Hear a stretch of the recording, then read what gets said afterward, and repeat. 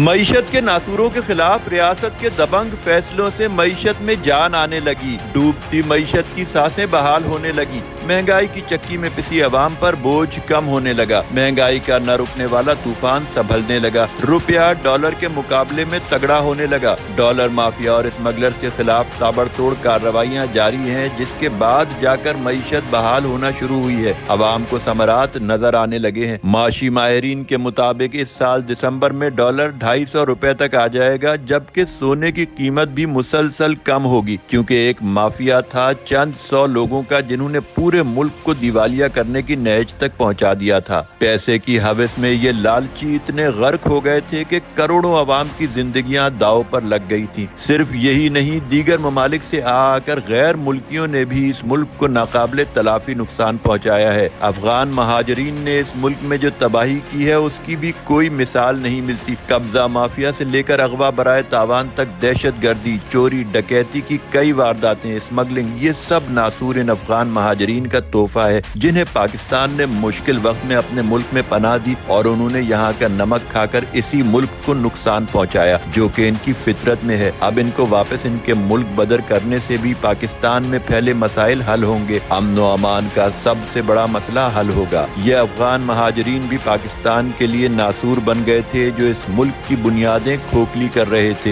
हालिया दिनों में रियासत के दीगर फैसलों की तरह इस फैसले को भी तारीख में हमेशा याद रखा जाएगा।